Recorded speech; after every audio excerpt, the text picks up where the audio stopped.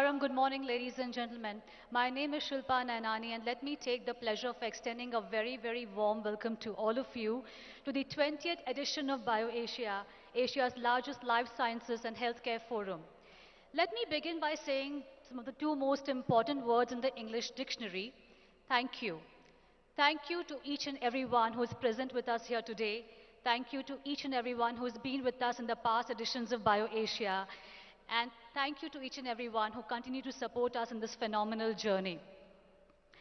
We started BioAsia about 2 decades back with an intention to create a platform where various stakeholders from across the globe can come together, ideate, discuss, collaborate, and build global alliances.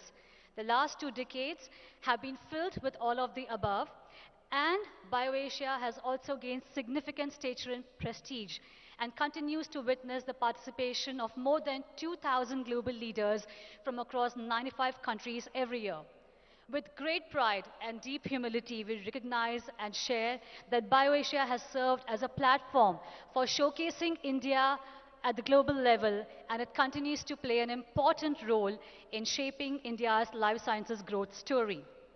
While the last couple of years, BioAsia had to go virtual owing to the pandemic, we are delighted to share that these 2 editions also saw the likes of Mr. Bill Gates, Mr. Satyanarayana Nadella, and many other guests and dignitaries joining us in the virtual element. This year, we couldn't have been happier to do what we do best, a live, in-person experience of exchange of ideas, conversations, and collaborations. And keeping in mind our ecology, the hardest last couple of years that the world has been through, we also indicate the critical need for all of us to get together for healthcare innovation. And with that thought, we step into the 20th edition with a vision to explore advancing for one, shaping the next generation of humanized healthcare. So while we continue our commitment to growth, and we are deeply grateful that you continue to support us, we once again extend a very warm welcome to all of you to the inaugural ceremony of the 20th edition of BioAsia and to this beautiful and vibrant city, Hyderabad. Ladies and gentlemen, at this point in time, please join me in welcoming on stage our chief guest for today. May I please invite Shri K.T. Ramarao Garu, Honorable Minister for Industries and Commerce, Government of Telangana. Thank you for joining us today, sir. And in the same line of thought, please join me in welcoming on stage Mr. V.K. Paul, Member Health Niti Ayog, Dr. Vas Narasimhan, CEO Novartis, Mr. Satish Reddy, Chairman Dr. Reddy's Laboratories,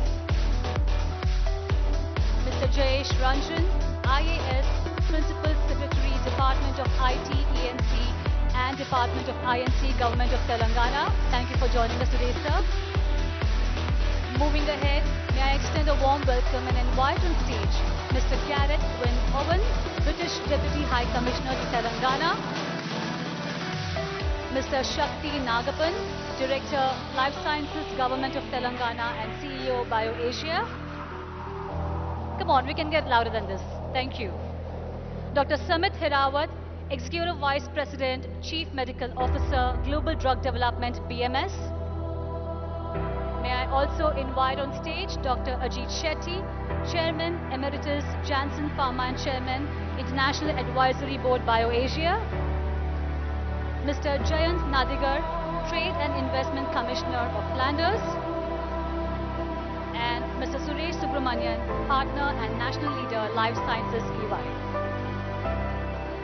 Here's extending a very warm welcome to all our dignitaries and our delegates. And moving forward, I'd now like to hand over the mic to Mr. Shakti Nagapan. I request him to formally welcome the audience and deliver the welcome address.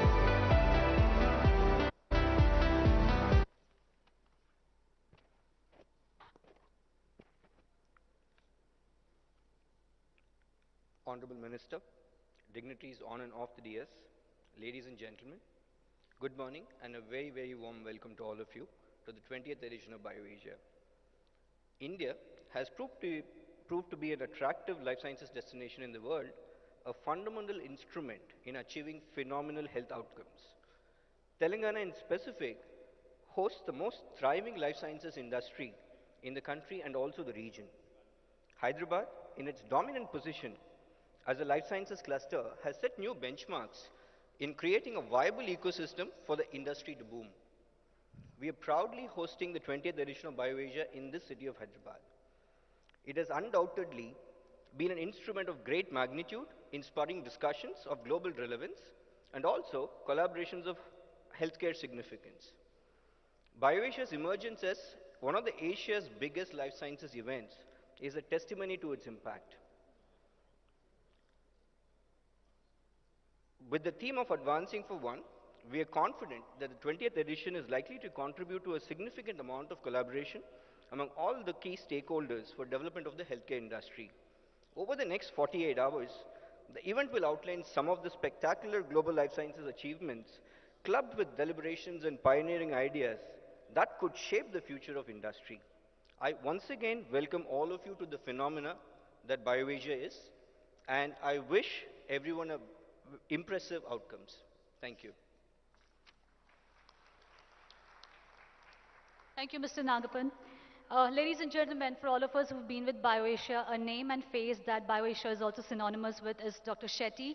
He's one of the most respected leaders in the world who's always been kind enough to spare time and support activities of BioAsia, particularly in terms of formulating the program. I request him to address the gathering. Dr. Shetty, yes. Honorable Minister and friends, to me it has been a terrific privilege to be associated with BioAsia and its incubation period over 10 years ago. And today I'm extremely proud to see it as a full player on the global stage. I have seen it address very powerful themes like disruptive innovation, digital health and access, and today, as the team has defined, advancing to one. BioAsia, as has been said earlier, provides a platform for scientists, for industry leaders, for public policy formulators, and the general public to develop a much more powerful and better healthcare for 8 billion patients across the globe. Thank you. Thank you so much, Dr. Shetty. One of our principal industry hosts is Dr. Reddy's Laboratories, and may I now invite Mr. Satish Reddy to share a few words with all of us.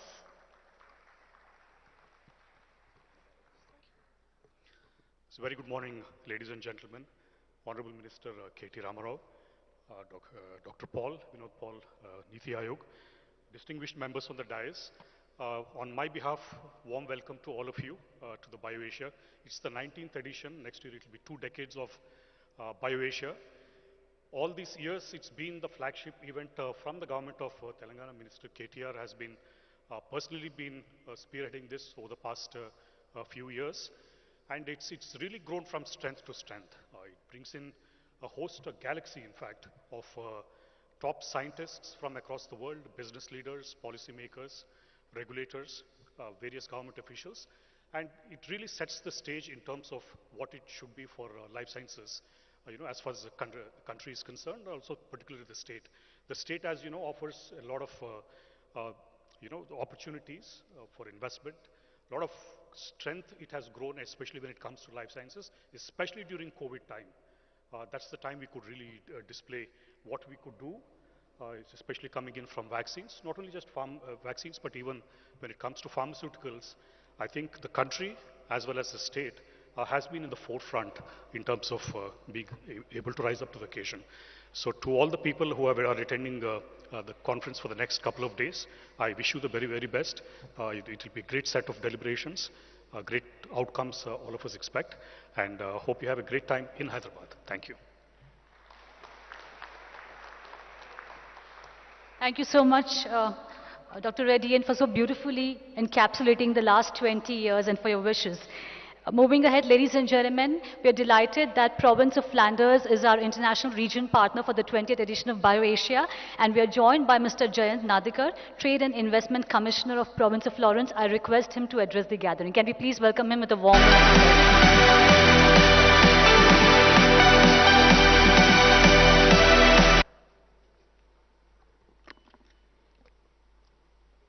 Good morning and a warm greetings from the Flanders ecosystem. As you may know, Flanders is a vibrant and a dynamic very active region in the nerve center of Europe, and we are proud to be part of the, let's say, BioAsia and its signature or the milestone event of 20th BioAsia as the international partner region, and we are proud of our association with the state of Telangana. As part of our activities, we are embarked on a long-term activity with the state of Telangana to build ecosystems to ecosystem activity. So as part of that, we will be here as the international partner region for 3 years. Flanders delegation is here with a very, very robust and profound delegation led by our Flanders Institute of Biotechnology, Managing Director Christine Durings, and we also have Dr. Jan Molders, who is the head of IP. We also have the Flanders Bio, and my colleague from the headquarters, Philip de Porter, and we have the support of the Consul General from our federal government. So we welcome all the delegates from Telangana to make use of this opportunity to interact with us, and then we are looking forward to our long-term cooperation. And before I conclude, Flanders Bio is also hosting a major event, Knowledge for Growth, undoubtedly the most sought-after bio-life sciences event in Europe, and we invite the Telangana delegation to visit in the last week of May and 1st of June. So I look forward to all your participation, and then we look forward to build the Flanders-Telangana Life Sciences Cooperation together. Once again, all the very best for the 20th edition of BioAsia. Thank you. Thank you so much, Mr. Nadigar. While Province of Flanders is our international region partner, the United Kingdom is our country partner for this year, ladies and gentlemen. And may I invite Mr. Garrett Owen, who is the British High Commissioner to Telangana, to share a few words with all of us.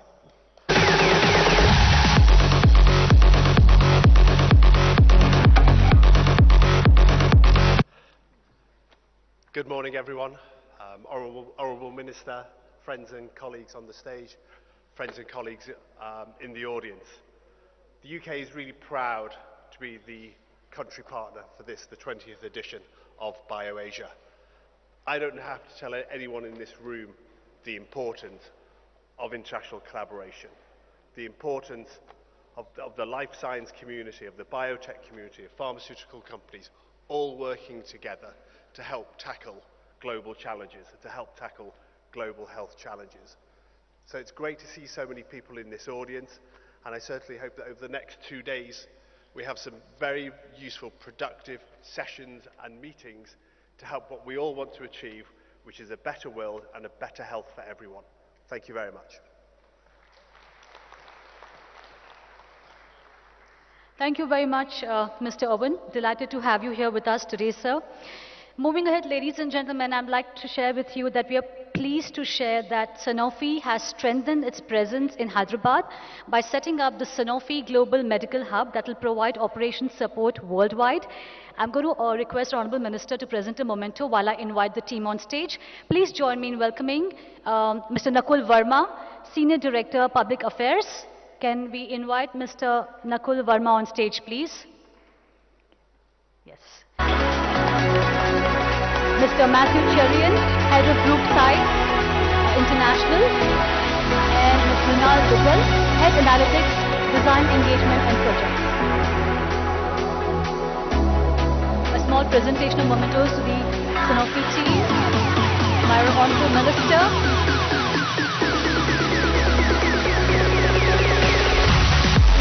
A tiny small gesture from our side to welcome them into the city and for greater, newer relationships and collaboration.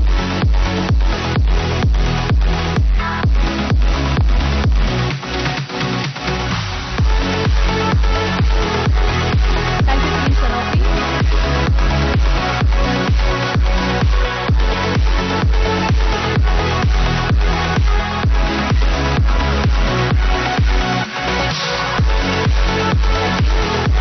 In the same line of thought, we will delighted to share that a very leading global pharma company, BMS, has also decided to set up their Science and Technology Innovation Center in Hyderabad, employing about 1,500 people. May I request Dr. Samit Hirawat, Executive Vice President, Chief Medical Officer, Global Drug Development, BMS, to step forward, and I request our Honorable Minister to present a memento to him as well.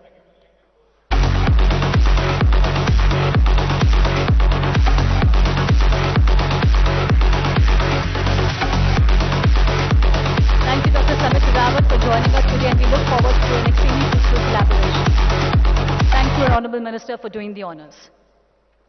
Ladies and gentlemen, another name that goes hand in hand with BioAsia is that of Mr. Jayesh Ranjan, who is actively involved in policy frameworks and brings along with him a rich experience of diversity and complexity for BioAsia. I request him to address the gathering.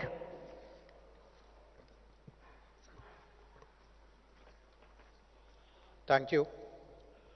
Honorable Minister Mr. K.T. Ramarao, our guest of honor, Member Health Niti Aayog, Dr. Vinod Paul, keynote speaker, CEO of Novartis Global, Dr. Vas Narasimhan, dignitaries on the stage, guests, invitees, delegates, ladies and gentlemen.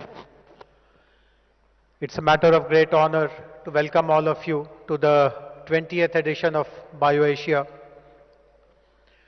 We have had record number of registrations for this edition, close to 2,000 delegates, and it is very evident, hall full of people, aisles overflowing. Nothing else can really gladden our hearts. Representatives from more than 50 countries are here, and as every time, it is a 3-day event packed with very informative sessions, panel discussions, keynotes, master classes. But amongst everything, what really personally excites me a lot is the startup showcase that we have started some years ago. We know that some of the most transformative and path-breaking technological advances are coming from the world of startups. And I do urge upon all the delegates to encourage all the startups who are showcasing here. There's of course a competition amongst them. The best 5 will be selected tomorrow by a jury. We also have a very rich exhibition in the expo area, and again I would urge all the delegates to spare some time and visit what kind of cutting edge work is happening across the globe. We have always valued BioAsia not only for the platform which gives us, people in Telangana, in Hyderabad, the entire list of stakeholders, an opportunity to showcase what is the best that we have. It also helps us understand what are the current trends, what is the world looking up to, so that we also as a government decide our own priorities and our own approach for the future. Again, I'm very happy to share that many of the illustrious biotechnology and life sciences companies who are today operating out of Hyderabad, the very first introduction with many of them actually was made on this forum in BioAsia. And I do hope that we will continue to have mutually very rewarding and engaging discussions with all the delegates this time as well. I'm grateful to United Kingdom for becoming the partner country, and the region of Flanders in Belgium for becoming the partner region. And I hope that the 3 days conference, the 20th landmark edition of BioAsia, gives enormous benefit to all of us. Thank you very much once again for coming to Hyderabad.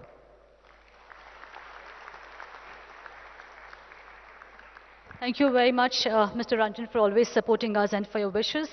Dr. Samit Hirawat, sir, while the state of Telangana is delighted to welcome you, may we request you to share a few words on how you feel coming into the state. Can I request you to please share a few words, sir? Well, thank you very much, and speaks very highly of the hospitality of Telangana. You may be missed, but you're not forgotten, so I'm glad to get a few minutes of your time to be able to speak to this a great audience. It's a pleasure to be here today, and thank you, Honorable Minister, for giving us the opportunity and your hospitality over the last few days, and Shakti for your guidance and insights as we come to Hyderabad to initiate a site which is going to serve our global purpose in terms of bringing more medicines to more patients faster. There is obviously no dearth of talent in India. I grew up here, I trained here as a physician, I moved to the US, and I've learned a lot from a drug development perspective. We want to bring that perspective just like many others have done. Vas, thanks to you too. We've learned from you as well. And we want to bring it over here to grow more, harness the talent, strengthen our presence from a global diversity perspective, look into how we can accelerate the development of new medicines so that we can help more patients around the world, harness the strength that this country provides in terms of innovative digital solutions as well, and take that forward. So for all of that, we're looking forward to continued collaboration, support, guidance, and insights from the state of Telangana as we look forward to initiating our site towards the latter part of this year. Thank you.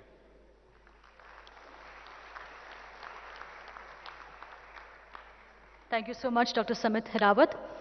Ladies and gentlemen, as a tradition, BioAsia brings out a knowledge paper in each edition, and the Thought Leadership Report prepared by EY is an attempt to capture the global and domestic trends in the industry. May I request our Honorable Minister to launch the Thought Leadership Report of BioAsia EY 2023, and I request other dignitaries on the dais to kindly join him for the same.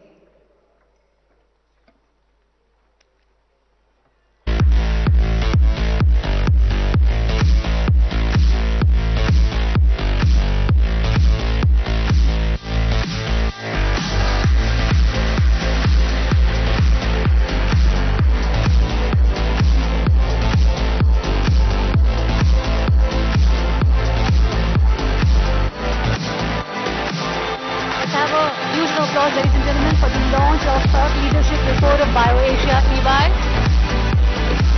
an attempt to capture the global and domestic trends in the industry.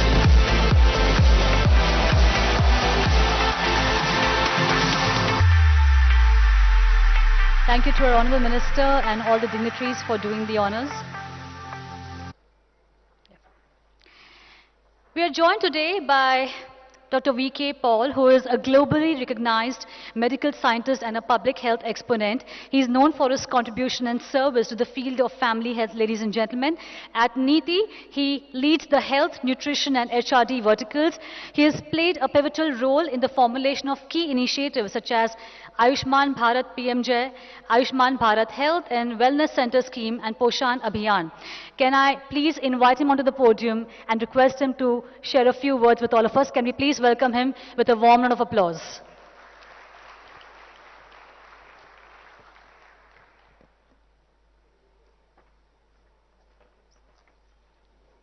Thank you. Namaste, good morning. Honorable Minister of Industries and Commerce, Government of Telangana, Shri KT Ramarao-ji, dignitaries on the dais, distinguished invitees from India and abroad, participants. I'm truly honored to be here at this stellar event, the 20th edition of BioAsia. As has been stated, this is our flagship life sciences event of our nation. I'm very honored to be here and bring to you, first and foremost, the greetings of the Government of India, best wishes from the Government of India, and I welcome you. I'll take this opportunity, first and foremost, to thank the life sciences community of India for the work they did during the COVID pandemic. Our vaccine and pharmaceutical industry rose to the occasion. Our science enterprise rose to the occasion to describe the virus, to prepare pathways for vaccine research and development, and to keep track of the pandemic. The industry gave us more than 2.2 billion doses that have been administered and more that India's vaccination program comprised of, the biggest vaccination program of the world.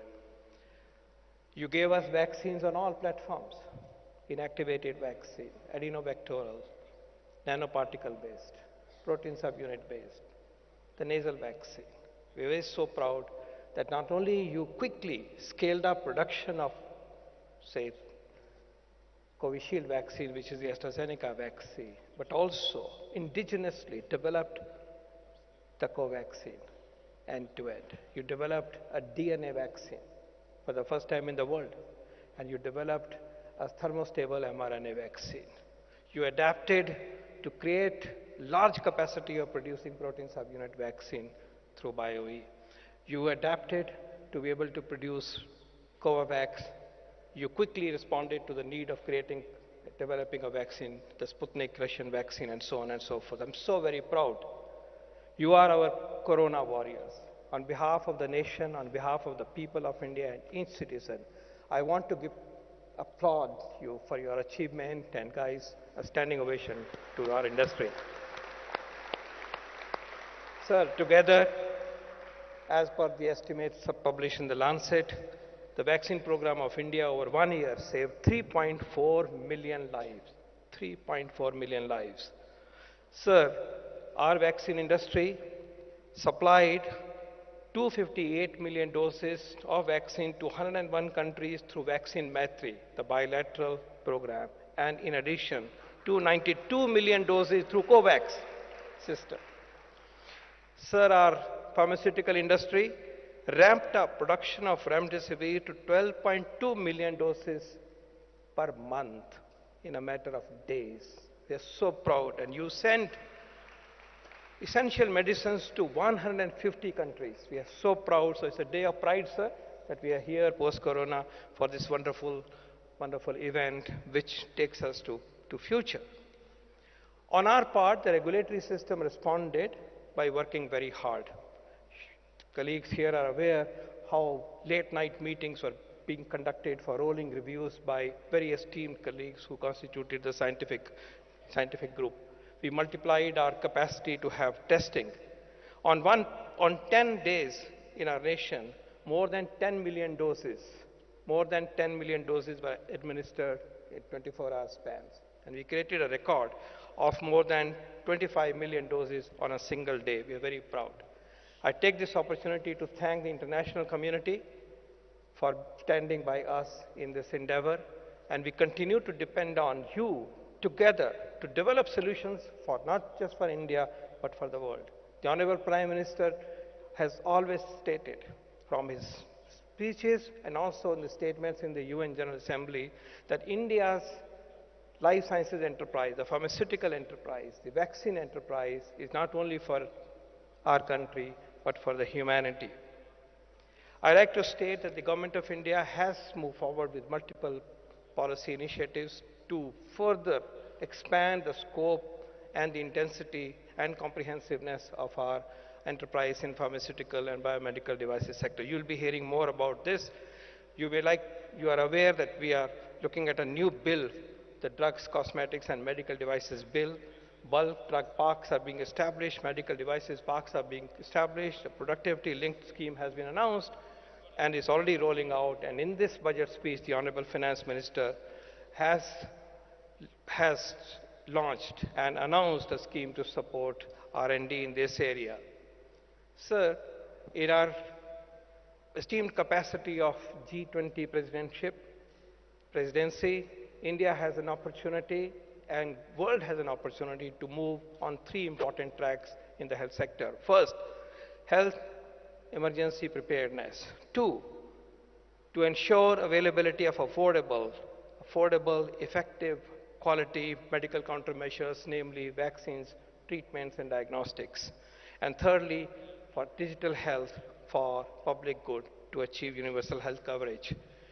We would like to work together to move on these tracks and more, but today we celebrate a great event in Hyderabad, the 20th BioAsia Life Sciences Congress, the event that will guide the government and guide other stakeholders the path to be taken. Let's remember, one earth, we are one earth, one family, and we have one future. Thank you very much. Jai Hind.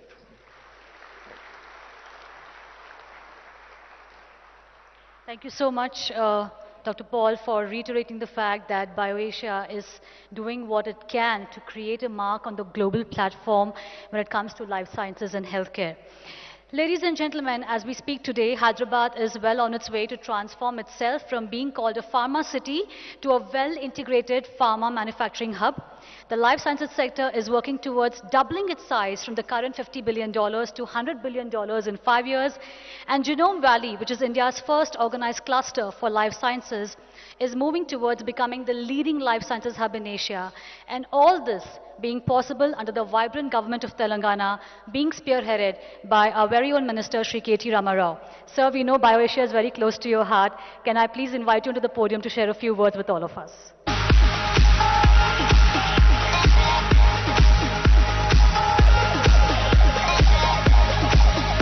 Thank you. Good morning, everyone.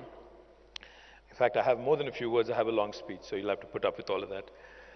To all the remarkable guests here who've traveled from various parts of the world, including esteemed representatives from the fields of science, technology, industry leaders, media colleagues, and other distinguished individuals, I extend a grand welcome to BioAsia 2023 in Hyderabad, the life sciences capital of Asia. It is an incredible moment and an equally exciting opportunity for me to be addressing you all in person after a long gap of 2 years. I take pride and joy in reminding all of you that this is the 20th edition of BioAsia. I humbly acknowledge the growth of BioAsia, and I must say it has consistently played a crucial role in the development of life sciences industry in Telangana and India. This outstanding platform has consistently attracted a galaxy of healthcare, pharma, and life sciences leaders from more than 100 countries. Distinguished guests, I'm happy to note that this year's theme is Advancing for One, shaping the next generation of humanized healthcare. The COVID-19 pandemic has proved the value of collaboration and its impact on people's well-being. When the world came together to overcome one of the most challenging healthcare scares for humanity. Hence the theme Advancing for One, to celebrate the spirit of collaboration and promoting human prosperity. The state of Telangana has been a front runner in identifying the importance of life sciences, pharmaceuticals, and of course, the development of holistic healthcare. With our vision to develop, promote, and propagate an enabling ecosystem, we are proud to state that Hyderabad is the only city in the country that has an ever-growing Genome Valley, an expanding medtech park, and an upcoming pharma city, which will be the world's largest pharma cluster. The state-of-the-art infrastructure, combined with progressive policies and proactive execution on the part of the government, has not only distinguished us as a progressive state, but also enhanced our share and contribution to positive health outcome nationally and globally. If you remember, we had set out a vision of doubling our ecosystem value to $100 billion by 2030. A lot of people felt it was too ambitious, but I'm pleased to announce today that the ecosystem value in Telangana, in Hyderabad, has already touched $80 billion only in 2022. This represents a phenomenal ecosystem value growth in Telangana at a mind-boggling 23% over the last few years compared to the national average of only 14%. Given the current momentum, I am confident that we will achieve our target of USD 100 billion by 2025 itself, 5 years ahead of schedule. I commend and thank all the stakeholders who have come together to make this happen. The growth is evident from the fact that we've been able to attract slew of investments of more than $3 billion over the last 7 years into life sciences. During the same period, we have created a total employment of more than 4.5 lakh or 450,000 new jobs. Our ultimate aim is to make Telangana the knowledge capital of the world's life sciences industry. A key component of this growth in the life sciences sector is continuous innovation. We already serve more than 1,000 life sciences companies globally, including the top 10 pharmaceutical companies in their innovation journey. This is being done through the cutting-edge work being executed by research and development and technology partners like Aragen, Sai, Syngene, Deloitte, Accenture, Tech Mahindra, among many others. I'm delighted that 4 of the top 10 global innovator companies now have a direct presence in Hyderabad through their dedicated centers. These centers drive core research and development, digital and engineering activities, thereby contributing to bringing life-saving, cost-effective therapies and devices to patients worldwide. Today, we have established our stature as the world's preeminent life sciences destination, but I don't want us to stop here. One of my idols, Nelson Mandela, once said, "No matter where you are in life, there is more journey ahead." We have a unique opportunity to help reshape the future of the life sciences industry. We need to dream big. I envision, therefore, that by 2020, the value of the life sciences ecosystem in Telangana will reach $250 billion.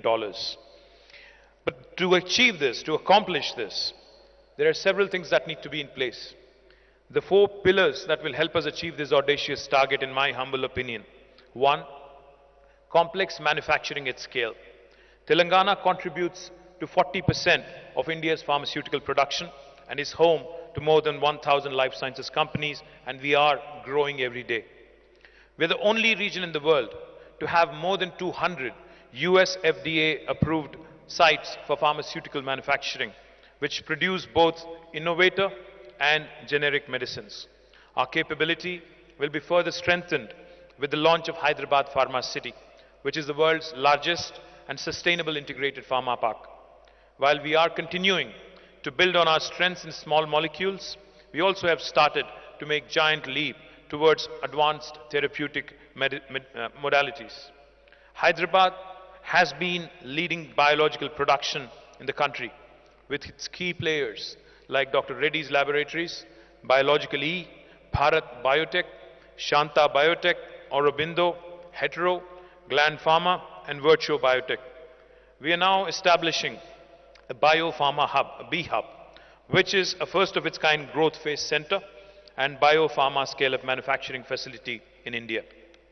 We are also making investments in the cell and gene therapy space, and we are working towards establishing an institute of curative medicine in Hyderabad with the aim to provide affordable development and commercialization of the new age curative therapies, particularly cell and gene therapy for disease pertinent to India.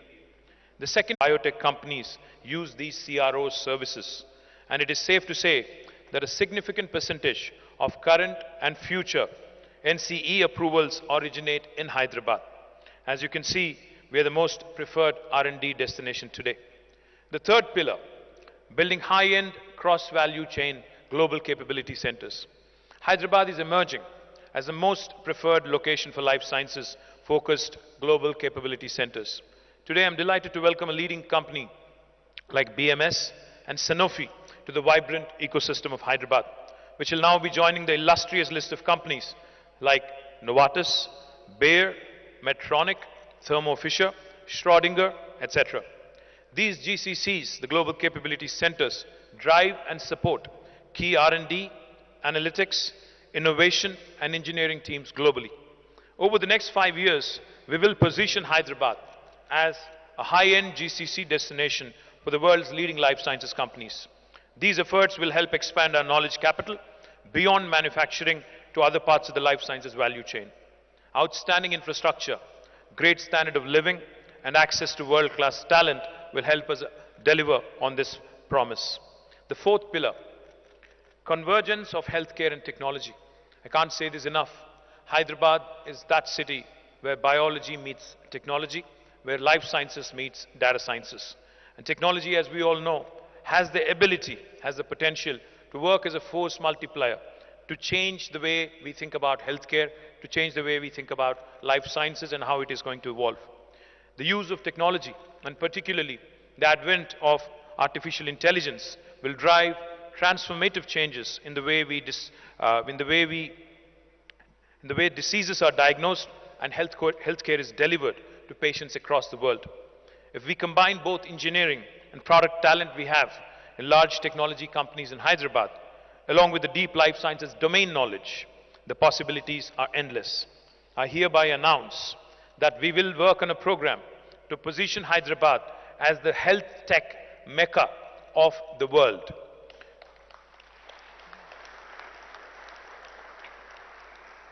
Through various incubator programs and access to deep computing resources, we will actively support startups that drive the convergence of healthcare and technology. I'm confident that we will have a few global health tech unicorns that will emerge out of this program. These four pillars, combined with Hyderabad's excellent infrastructure, logistics connectivity, and world-class talent, make this city perhaps the most credible, stable, and secure ecosystems for global life sciences companies to work out of, especially in the post-COVID world of uncertainty. Case in point is how, during the COVID pandemic, this city's ecosystem came together to deliver an absolutely uninterrupted supply of COVID and non-COVID medicines and vaccines to the entire world. Our ultimate vision through building these four pillars is to play a significant part in advancing the quality of human lives worldwide. And we can only do it if we bring both the spirit of collaboration and industry together. Hence, the theme of BioAsia for 2023, Advancing for One, could not be more relevant. Dear guests, as I draw my address towards conclusion, I once again commend the participation and commitment of various life sciences and pharma stakeholders in this event. It has always been a privilege to be among you and participate in deliberations and discussions. Interactive and enlightening sessions are all directed and driven towards intensifying collaborations and working towards innovations in healthcare at scale. I'm sure this memorable 20th edition of BioAsia will open new opportunities for all of you, where over the next 3 days, you will find ample opportunities to hear from global thought leaders. I'm certain that this event will also give you scope to expand your networks and script new professional and personal growth stories. I thank my team and all those who have made this event possible and successful, particularly Shakti Nagappan and his entire team. I wish you all a great and memorable stay in Hyderabad, Telangana, and I wish you an extremely successful BioAsia. Jai Telangana, Jai Hind.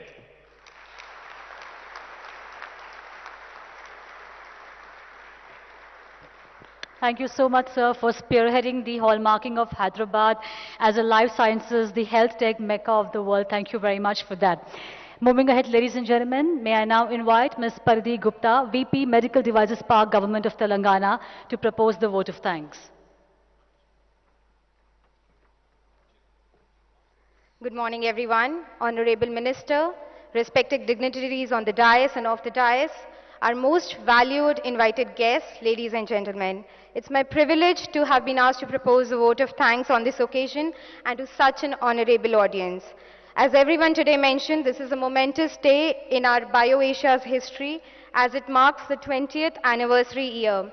I, on behalf of the BioAsia team, crew, event partners, let me call it a fraternity of life sciences and healthcare here together, and on my own behalf, extend a very hearty thanks to all the speakers, delegates, and exhibitors for gracing the 20th anniversary edition of BioAsia. I wish to express my gratitude to the Honorable Minister and the Government of Telangana leadership for providing constant encouragement and for patronage to BioAsia always. It is indeed a great honor for us to welcome and host in Hyderabad prominent speakers known for their great contributions to life sciences and healthcare. I'm sure all the participants will greatly benefit from your opinions in the sessions in the next 2 days. I must mention our deep sense of appreciation for our country partner UK, international region partner Flanders, Principal Industry Host Dr. Reddy's and Novartis, Industry Co-Host Aragen, Hetero, Sai Life Sciences and Aurobindo Pharma. We would also like to thank our CEO Conclave sponsor RX Propellant and Startup State sponsor Tech Mahindra and all the other sponsors. Further, we are grateful to our event partners TSIIC, Government of India Departments, DPIIT, Ministry of MSME, Department of Pharma, Department of Science and Technology, and our state partners today. I also thank the media for giving an excellent pre-event coverage to the event. We hope the buzz continues in the next 2 days.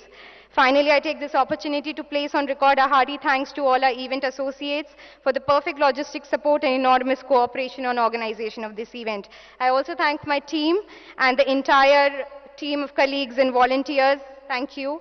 Lastly, we thank you all for being here today. We wish you a great conference and a great networking time in the next 2 days. Thank you. Thank you, Ms. Paridhi. Ladies and gentlemen, we have not yet concluded with our inaugural ceremony. As part of the inaugural ceremony, we will be stepping into the keynote address by none other than Mr. Vas Narasimhan. But before that, may I request all our dignitaries to step forward for a group picture, and then we can hand over the stage to him and we can take our seat in the audience.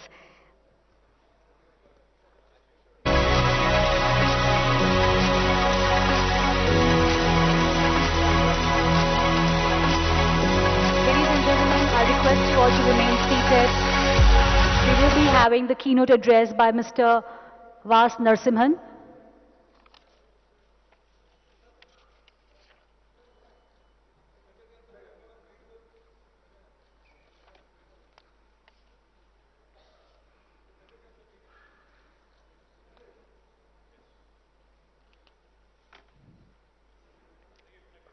Thank you to our dignitaries. I request you all to please be seated in the front row of the audience. And Dr. Narasimhan, give me 1 minute. I'd like to quickly share something about you. So someone who is always curious at how science-based progress is leading to longer and healthier lives and a better world, as the CEO of Novartis, his focus to unleash the power of the team to spur breakthrough innovation has always been in the center. A firm believer of artful and purposeful leadership. Ladies and gentlemen, loved by so many of us, I request Dr. Vas Narasimhan, CEO Novartis, to deliver his keynote address.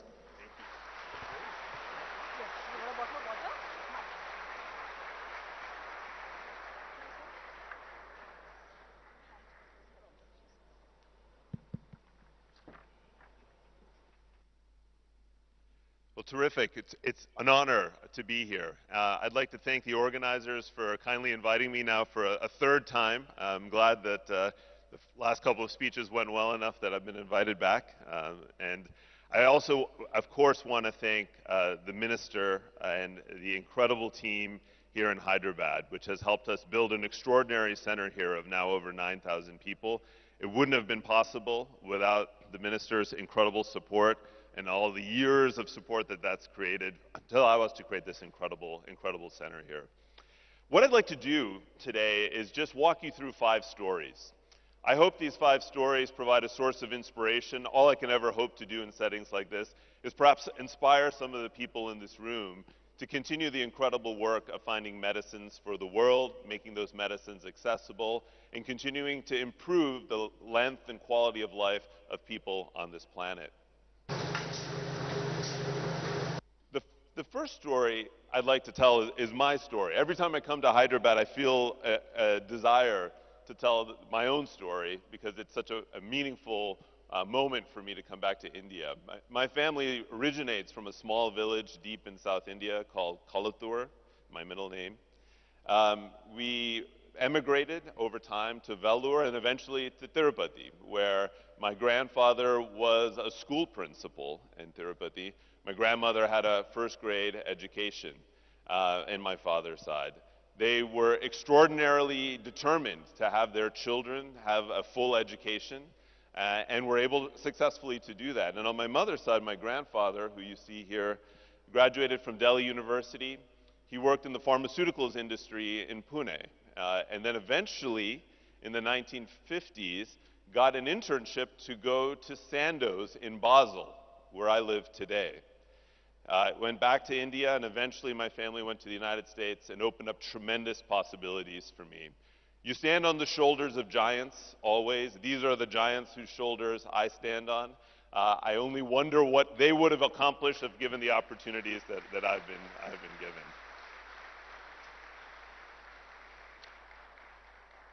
The second story is one I'd like to tell that I don't think we tell enough. And that's the extraordinary miracle it is that we find any medicines at all. This is a video of a deep-sea vent in the Pacific Ocean. Now, you wonder, what is this video? Why does it mean anything? This is likely where scientists believe 2 billion years ago life began on this planet. That through chemical reactions, we saw the first cells, prokaryotic cells. Those prokaryotic cells made eukaryotic cells. Those eukaryotic cells, 1 billion or so years ago, were able to become multicellular organisms. And reflect for a moment how remarkable it is that every single cell in every animal and plant on this planet has exactly the same structure. All of us are filled with trillions of cells that have exactly the same structure. And those cells likely originated deep in the vents of the South Pacific. Then reflect for a moment what we do when we find incredible medicines. We unlock 2 billion years of evolution that began in these vents to find single molecules that can change the course of a human being's life. That's an extraordinary thing. I think it's worth reflecting on the fact that we create miracles when we create these medicines. And we've been so successful over the last 100 years, we sometimes forget it is a miracle we find any medicines at all. And the fact that we find thousands of them over the last 100 years to continue to improve life, and now we do it here in Hyderabad, worth reflecting on, worth taking a step back and feeling inspired by the incredible work that we do to unlock all of this science and all of this biology. The third story I want to tell is a story of Novartis, and that Novartis story, I think, reflects the story of the pharmaceutical industry. So this is a little diagram of Novartis. We began in the 1700s in Basel in the chemicals industry, and I'll talk a little bit more about that. And we've had to constantly transform ourselves from a dye-making company all the way now, what our hope is today, to a focused medicines company. All through that journey, going through becoming a conglomerate, a very large healthcare conglomerate, and now given the pace of biomedical innovation, having to focus purely on keeping up with the technology to bring the next wave of medicines to patients. Now, when you look at that journey in a bit more detail, actually this is from our image library on the Novartis campus. These are images of the marketing materials that Novartis used in the 1800s, so SIBA, to market dyes in India. And some of these dyes actually were manufactured in India. So the relationships between the dye-making industry, the chemicals industry, Switzerland and India go back centuries. Now you look at some of the first laboratories where we made some of the most fundamental discoveries early on to discover that chemicals could impact human life, you can see how these serendipitous discoveries happened. Incredible to think that this was the kind of laboratories where we found the first medicines, by accident, chemicals that could change the course of certain diseases.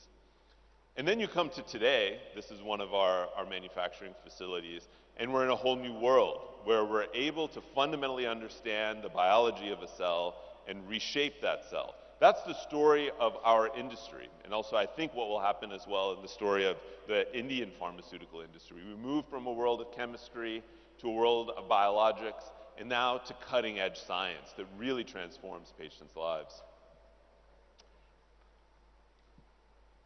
Now, this next part of the discussion, I wanted to tell some stories of the innovation that's happening today to transform some of the most important causes of disease and disability on the planet. I think we're in an extraordinary moment in history. After 60, 70 years of being about small molecules, 30, 40 years of being about small molecules and large molecules, over the last decade, we've opened up fundamental new areas of medical innovation and therapeutic innovation, cell and gene therapies, and some of the other things I'll talk about here. Now, cardiovascular disease, it's worth remembering, is the leading cause of death and disability on the planet. And it remains so and is growing, also in India. It is a massive challenge to tackle cardiovascular disease at scale. And with aging populations, the good news of us all being able to live much, much longer also means we have to face the challenge of cardiovascular disease. And what we believe, and I think more and more science is telling us, we need to think about new therapeutic modalities to tackle cardiovascular disease at scale. I'd like to share one of them with you, and this little video hopefully gives you a little sense of what's possible with the power of small interfering RNAs. Search and delete in cells, it's a natural feature, and it has inspired a new kind of medicine that targets RNA. DNA holds the codes to build an organism. RNA is a copy of one section of code. Cells use RNA to construct proteins, the molecular machines that carry out a cell's work. But some proteins can cause disease. This new kind of medicine aims to prevent disease-driving proteins from being produced. It's like typing the code for a protein into the search and delete field of a Word document. Press enter and it deletes the instructions everywhere in the cell, potentially stopping the disease at its source. So siRNA is this technology that really was pioneered in the 1980s by scientists at MIT who later would win the Nobel Prize. It was an understanding that RNA actually not only translates into proteins, but actually can modulate the expression of proteins, silence proteins. Now, it took 30 years of effort by many biotech companies, Novartis was involved as well, to bring siRNA therapies to life. But now we have them approved. We have one approved for cardiovascular disease. And what makes these therapies so powerful is that rather than using oral drugs that you have to take day in and day out, you can take medicines every 6 months and see dramatic reductions in things like cholesterol, maybe in the future blood pressure or other metrics within cardiovascular disease. And you can imagine a world where you can give drugs very infrequently, perhaps sometime once a year. Could you take a vaccine-like approach to cardiovascular disease at scale? Could you tackle hypertension, hypercholesterolemia, and other causes of cardiovascular disease at massive scale? And could you do it at a very low cost? Because these siRNAs are small molecule chemically synthesized. And so the possibility then exists over time to tackle cardiovascular disease around the world at a scale we never thought possible because of these new pioneering technologies. Now, turning to cancer, and we're in a new area, an era, I think, of discovery in cancer. It's worth noting that over the last decades, we've made extraordinary gains on many of the key cancers, dropping mortality, increasing the odds of life. In some hematological diseases, we can even really induce sustained remissions. And that's been, I think, an extraordinary advance. Yet, still, cancer is the second largest leading cause of death and disability in this world. And now it's incumbent upon us to get the next wave of innovations forward. What we know is there are many new therapeutic areas that have come up. CAR T-cell therapy is certainly one we hear a lot about. Immuno-oncology, colleagues at BMS are one of the global leaders in immuno-oncology work. And other technologies such as targeted therapies also continue to open up new opportunities in cancer. The one I'd like to share with you today is a little bit of a new one that Novartis has been working on. It's an area called radioligand therapy. What you see here is a patient who's in a PET scanner, and on the scan you can actually see tumor lighting up, various elements of where the tumors are in the body. And the idea is, can you target radiation to exactly where the tumor is? So another brief video to hopefully outline that paradigm. Nuclear medicine has advanced. It now harnesses the power of radioactive atoms and delivers it directly into cancer cells. This sophisticated medicine has two main components, a radioactive atom and a tumor-specific molecular puzzle piece. The medicine passes by most healthy cells. But when it encounters a matching cancer cell, the puzzle pieces snap together. Over time, the radioactive atoms cluster around cancer cells, no matter where they are hiding in the body, and collectively do damage to tumor cells. Their punch is powerful, but their reach is limited, so most of the damage stays inside the tumor. It's a different kind of nuclear power for cancer therapy.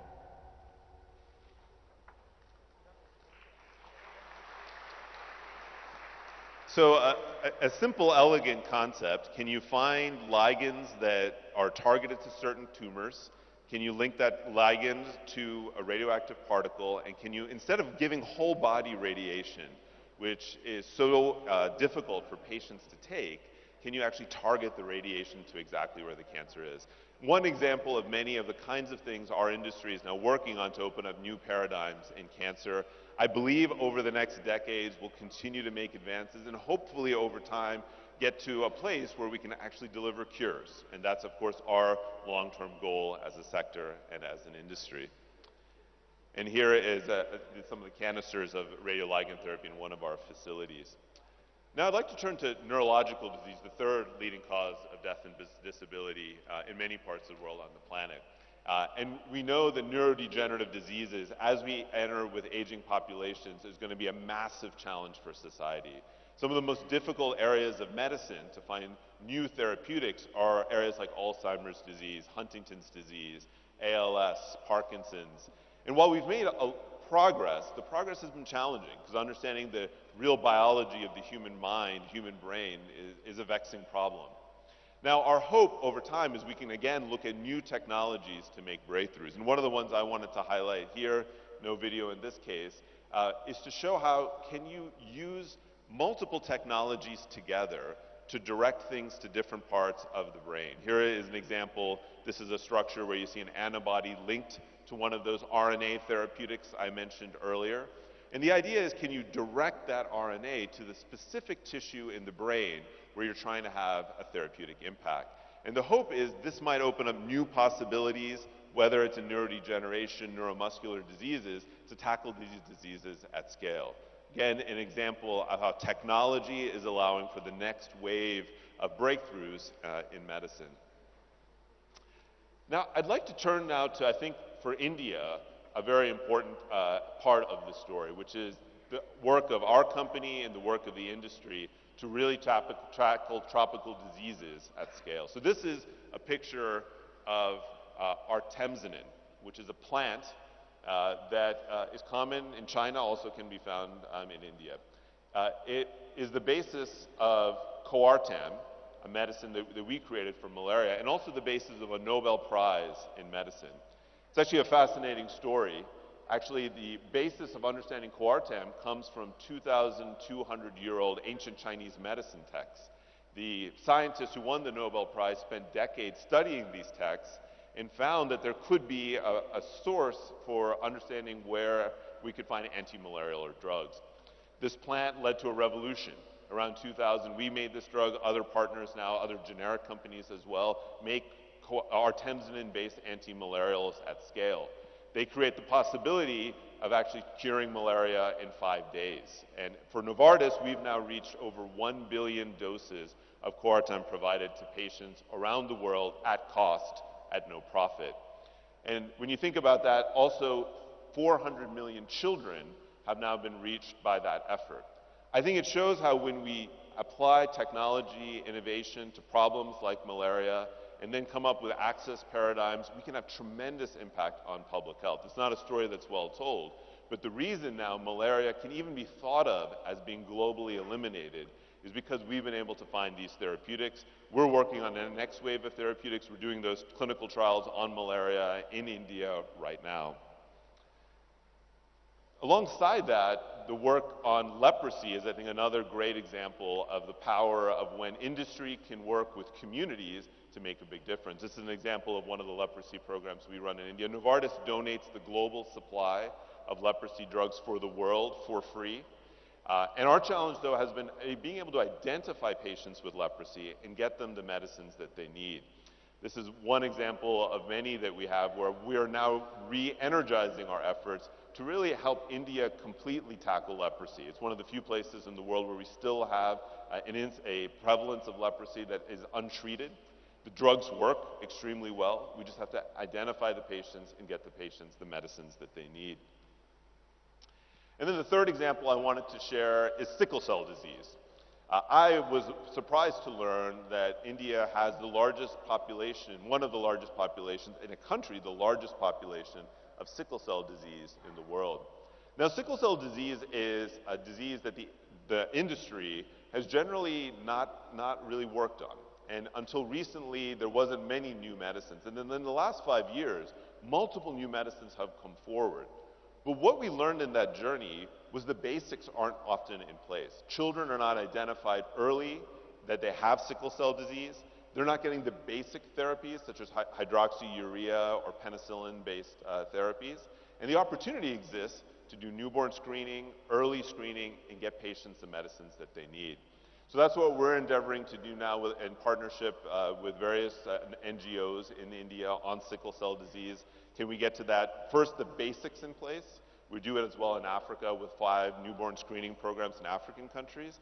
And then as the innovation comes, get that innovation in an accessible, affordable way to patients who need it in sickle cell disease in India and around the world. The last part of the innovation part of the story, I think we wouldn't be able to have this meeting without talking about the power of data science and AI, and how it's going to transform many elements of drug discovery. Now, I think first it's important to note, given all of the complexity I shared with you, billions of years, unfortunately we don't have the data to give the AI algorithm to really solve these problems. I really think of it as augmenting the human mind. It's not going to replace the human mind. We need humans to structure these problems, think critically about these problems, and we need the technology to enable those humans to work more efficiently, more effectively. And that's what we hope to do. This is one of our AI centers in Basel, where we predict all of the clinical trials in Novartis in real time, trying to predict the enrollment, trying to predict how the quality and overall study conduct is happening. We have other examples as well, as is happening now at scale across the industry. And I think it'll be really important to see now how we can use generative AI technologies in an appropriate way to speed up drug development and drug R&D. And another, I think, incredible example of how AI is transforming how medicine is being developed is the work of AlphaFold, where in a series of papers, they've elucidated that they can predict how proteins fold. This has been a vexing challenge because usually you have to do months of experimentation when you have an amino acid sequence to know how a protein folds. Now scientists for free can go to AlphaFold, get the protein structure, and unlock whole new areas of biology or understand drug targets and speed up the drug delivery process. So AI is only going to enable the other areas that I talked about, but always remember, it's got to be AI with a human. And that's what really, I think, creates the magic of getting to the next wave of discoveries. Now, all of the things I told you really depend on people.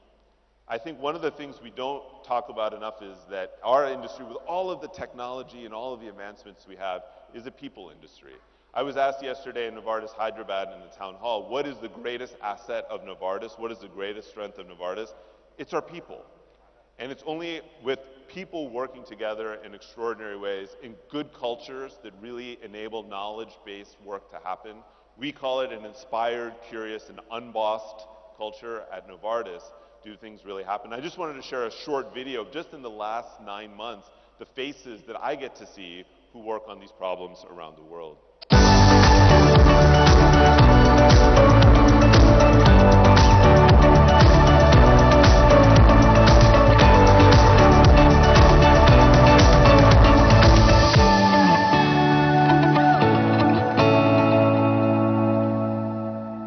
So I think every one of the companies in this room is filled with tens of thousands of people who do this kind of work every day. And that brings me, I think, to the last story I'd like to share with all of you. And that's the story of Novartis in Hyderabad. So I remember coming here, I mean, it must have been 15 years ago. I was the head of Novartis vaccines development. And we were just starting here, over by, I think, I don't know the geography well. We had a building near the Westin Hotel in high-tech city. We were just starting an idea to say, what if we could build a capability center in Hyderabad? We started out very humble, a few hundred people, primarily in vaccines and pharma drug development, and it grew and grew and grew. Over the last 5 years, we've doubled our presence here. And we went from a center that was doing, let's call it more back office processing work, to increasingly the most critical elements of the work that Novartis does as a company around the world. We brought the core of our drug development, data management, clinical trial operations, patient safety here. Then we began to bring finance. We ran our people and organization work. We brought our manufacturing centers oversight, our quality centers, procurement. Then we began to bring strategic work here. Now we have multiple roles which are just 2 levels from me sitting in Hyderabad. 3 levels from me, many roles sitting in Hyderabad. Hyderabad has no longer a service center for Novartis. Hyderabad is our corporate center. We call it one of our Novartis corporate centers, one of 3 in the world. And I think that's a story that is amazing. I take tremendous pride in it. It's, again, a testament to the tremendous support we have for the government. But I also think it's a story of India. It's a story that we can move up into the innovation and high-value part of the value chain faster than anywhere else, because the talent in this country is second to none. And it's the reason we come at such scale is the talent of the people. So I think the invitation to all of the leaders in this room is to keep investing in Hyderabad, keep investing in India, keep investing in the talent. I think we'll continue to find maybe the next CEOs, people like me, in these rooms that we all get to work with.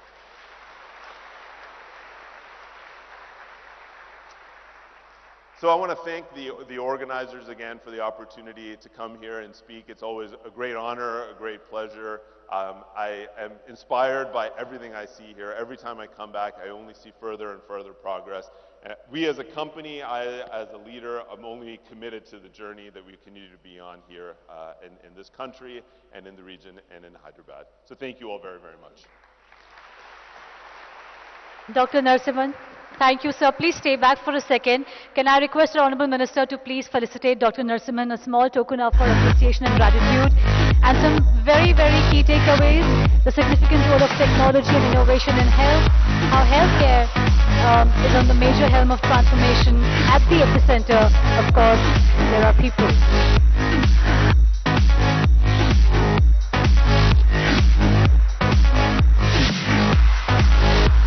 Thank you, Honorable Minister.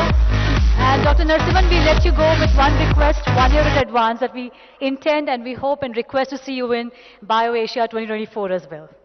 Thank you, sir. Thank you. Please join us in the audience. Ladies and gentlemen, please remain seated. We are all set for our first panel discussion. Please allow us just about 5 moments to set the stage for the same, but please remain seated. Our first panel discussion of the day, operationalizing the One Health approach, nexus of science, indigenous knowledge policy, will begin in about 5 minutes. Please remain seated. Thank you.